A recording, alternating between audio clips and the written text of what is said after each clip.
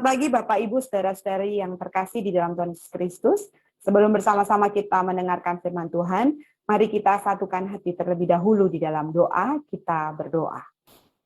Tuhan yang mengasihi kami sungguh bersyukur untuk kasih setia Tuhan dalam kehidupan kami. Dan kiranya di hari yang baru ini kami boleh hidup seturut dengan firman Tuhan. Oleh sebab itu, biarlah firman Tuhan boleh menjadi suluh bagi kaki kami, dan terang bagi jalan kami, sehingga di dalam kehidupan ini kami senantiasa berada di jalan Tuhan. Mari ya Tuhan berkata-kata atas kami, karena kami anak-anak-Mu di tempat ini bersedia untuk mendengarkannya. Di dalam nama Tuhan kami Yesus Kristus, kami sudah berdoa dan bersyukur. Amin. Firman Tuhan pada pagi hari ini diambil dari Daniel 9 ayat 1 sampai dengan yang ke-19. Demikian firman Tuhan. Pada tahun pertama pemerintahan Daud, anak Ahasveros, dari keturunan orang Media yang telah menjadi raja atas kerajaan orang Kasdim, pada tahun pertama kerajaannya itu, aku, Daniel, memperhatikan dalam kumpulan kitab jumlah tahun yang menurut firman Tuhan kepada Nabi Yeremia akan berlaku atas timbunan puing Yerusalem, yakni 70 tahun.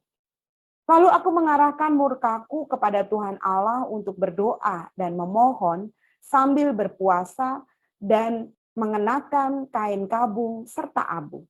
Maka aku memohon kepada Tuhan Allahku dan mengaku dosaku demikian. Ah Tuhan Allah yang maha besar dan dahsyat, yang memegang perjanjian dan kasih setia terhadap mereka yang mengasihi Engkau, serta berpegang pada perintah-Mu. Kami telah berbuat dosa dan salah. Kami telah berlaku fasik dan telah memberontak. Kami telah menyimpang dari perintah dan peraturan-Mu. Dan kami tidak taat kepada hamba-hamba-Mu, para nabi, yang telah berbicara atas nama-Mu kepada raja-raja kami, kepada pemimpin-pemimpin kami, kepada bapak-bapak kami, dan kepada segenap rakyat negeri. Ya Tuhan, Engkaulah Allah yang benar. Tetapi patutlah kami malu seperti pada hari ini, kami orang-orang Yehuda, penduduk kota Yerusalem dan segenap orang Israel, mereka yang dekat dan mereka yang jauh di segala negeri kemana Engkau telah membuang mereka, oleh karena mereka berlaku murtad terhadap Engkau. Ya Tuhan kami, raja-raja kami, pemimpin-pemimpin kami, dan bapak-bapak kami patutlah malu, sebab kami telah berdosa terhadap Engkau. Pada Tuhan Allah kami ada kesayangan dan keampunan. Walaupun kami telah memberontak terhadap Dia, dan tidak mendengarkan suara Tuhan Allah kami yang menyuruh kami hidup menurut hukum yang telah diberikannya kepada kami dengan perantaraan para nabi, hamba-hambanya. Segenap orang Israel telah melanggar hukum-Mu dan menyimpang karena tidak mendengarkan suara-Mu. Sebab itu telah dicurahkan ke atas kami kutuk dan sumpah yang tertulis dalam kitab Taurat Musa, hamba Allah itu. Sebab kami telah berbuat dosa terhadap Dia dan telah ditetapkannya firman-Nya yang diucapkannya terhadap kami dan terhadap orang-orang yang telah memerintah kami, yakni bahwa akan didatangkannya kepada kami malapetaka yang besar yang belum pernah terjadi di bawah semesta langit seperti di Yerusalem. Seperti yang tertulis dalam kitab Taurat Musa, segala malapetaka ini telah menimpa kami, dan kami tidak memohon belas kasihan Tuhan, Allah kami, dengan berbalik dari segala kesalahan kami, dan memperhatikan kebenaran yang daripada-Mu. Sebab itu Tuhan bersiap dengan malapetaka itu, dan mendatangkannya kepada kami. Karena Tuhan Allah kami adalah adil dalam segala perbuatan yang dilakukannya. Tetapi kami tidak mendengarkan suaranya. Oleh sebab itu, ya Tuhan Allah kami, yang telah membawa umat-Mu keluar dari tanah Mesir dengan tangan yang kuat dan memasyurkan nama-Mu seperti pada hari ini. Kami telah berbuat dosa. Kami telah berlaku fasik. Ya Tuhan, sesuai dengan belas kasihan-Mu, biarlah kiranya murka dan amarah-Mu berlalu dari Yerusalem, kota-Mu, gunung-Mu yang kudus. Sebab oleh karena dosa kami dan oleh karena kesalahan nenek moyang kami, maka Yerusalem dan umat-Mu telah menjadi celah bagi semua orang yang di sekeliling kami. Oleh sebab itu dengarkanlah, ya Allah kami, doa hamba-Mu ini dan permohonannya, dan sinarilah tempat kudus-Mu yang telah musnah ini dengan wajah-Mu demi Tuhan sendiri. Ya Allahku, alahkanlah telingamu dan dengarlah, bukalah matamu, dan lihatlah kebinasaan kami, dan kota yang disebut dengan nama-Mu. Sebab kami menyampaikan doa permohonan kami ke hadapan-Mu, bukan berdasarkan jasa-jasa kami, tetapi berdasarkan kasih sayang-Mu yang berlimpah-limpah. Ya Tuhan, dengarlah. Ya Tuhan, ampunilah. Ya Tuhan, perhatikanlah dan bertindaklah dengan tidak bertangguh oleh karena Engkau sendiri, Allahku, sebab kotamu dan umatmu disebut dengan nama-Mu. Yang berbahagia adalah setiap kita yang bukan hanya menjadi pendengar firman, tetapi senantiasa menjadi pelaku-pelaku firman Tuhan. Ibu Bapak, saudara-saudari yang terkasih, ketika kita sedang menunjuk seseorang, biasanya kemudian kita diingatkan, hati-hati loh kalau menunjuk orang lain itu. Ingat, 1 jari ke orang lain, 3 jari, arahnya kemana? Arahnya ke diri kita sendiri. Oleh sebab itu, nasihat selanjutnya biasanya, makanya jangan nunjuk-nunjuk orang lain. Ini nunjuk apa sih? Ya nunjuk apapun itu. Nunjuk untuk melakukan sesuatu, atau nunjuk karena sudah melakukan sesuatu. Sikap tangan yang menunjuk seperti ini, seolah berbicara tentang nasihat untuk hati-hati menjadi seorang individu.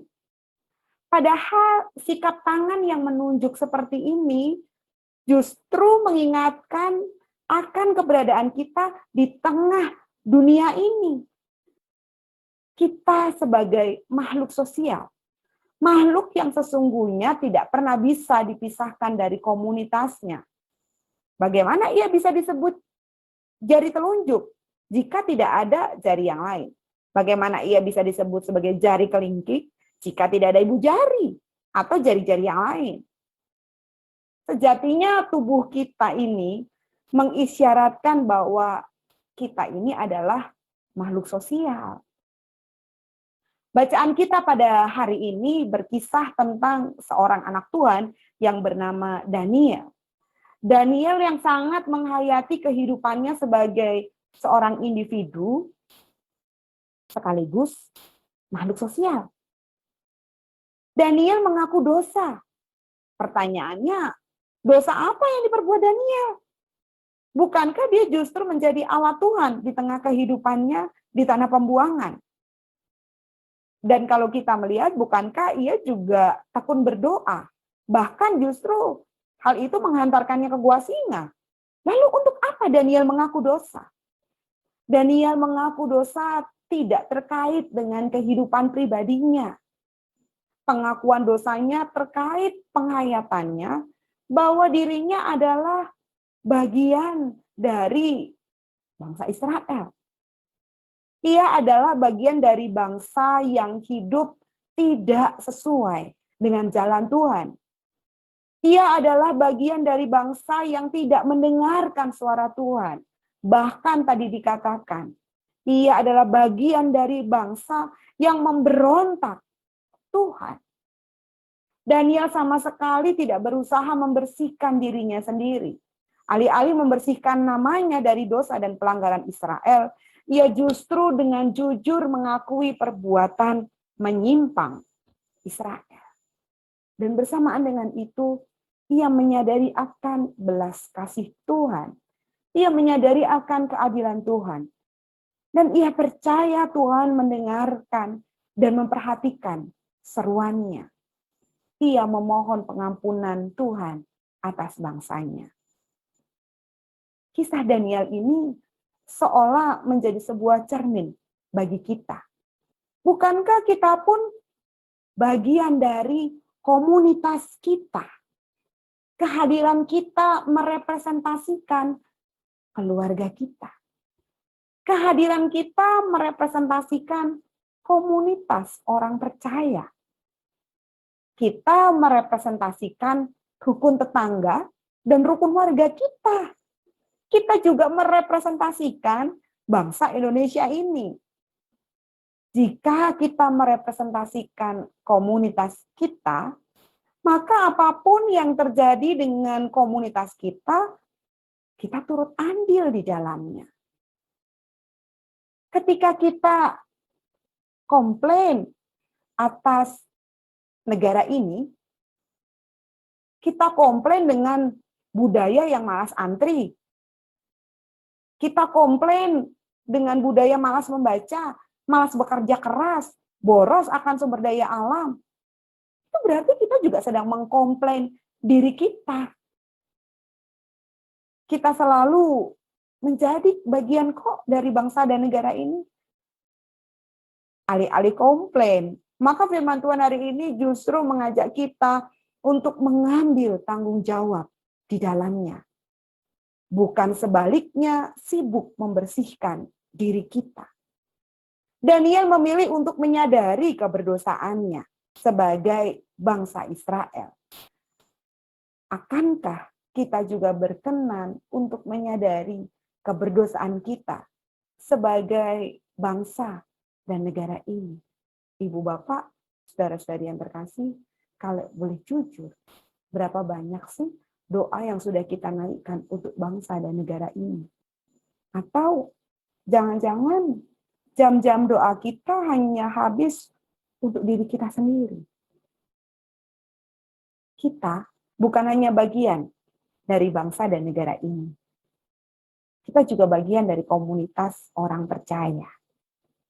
Sudahkah kita menyadari keberdosaan kita sebagai komunitas orang percaya ini? Alih-alih mengkomplain komunitas kita yang kurang ini, kurang itu, sibuk membandingkan dengan komunitas yang lain, di sana kok bisa begitu, di sini kok enggak bisa. Kita justru diajak untuk ikut ambil tanggung jawab di dalamnya. Caranya, ya mulai dari stop komplain. Mari kita ikut ambil tanggung jawab di dalamnya. Bapak, Ibu, saudara-saudari yang terkasih, lihatlah sikap tangan kita yang sering kita gunakan untuk menunjuk kesalahan orang lain kah? Menunjuk orang lain untuk melakukan sesuatu kah? Sadarilah, ketika telunjuk ini mulai menunjuk, itu artinya kita sedang mengambil tanggung jawab dari komunitas tempat kita tinggal. Itu artinya kita sedang ikut bertanggung jawab atas sebuah kesalahan atau sebuah tindakan. Dan bukankah ini yang dilakukan oleh Daniel dengan doa pengakuan dosanya? Ia mengambil tanggung jawab di dalam komunitasnya. Kiranya Tuhan menuntun kita untuk senantiasa ikut mengambil tanggung jawab di dalam komunitas kita. Tuhan memberkati kita. Amin. Mari kita berdoa. Tuhan, kami bersyukur untuk komunitas yang Tuhan berikan kepada kami. Terima kasih untuk keluarga, terima kasih untuk masyarakat sekitar kami, terima kasih untuk kehidupan kami bergereja, dan terima kasih untuk bangsa dan negara ini. Tuhan tolong kami, supaya kami tidak sibuk untuk komplain, tapi kiranya kami juga ikut sibuk untuk mengambil tanggung jawab di dalam komunitas yang Tuhan percayakan kepada kami. Kiranya Tuhan senantiasa memberkati dan menuntun kami. Di dalam Kristus kami berdoa dan bersyukur. Amin. Bagi Bapak Ibu yang memiliki pergumulan khusus dan ingin didoakan, bisa menghubungi rekan-rekan pendeta di nomor berikut.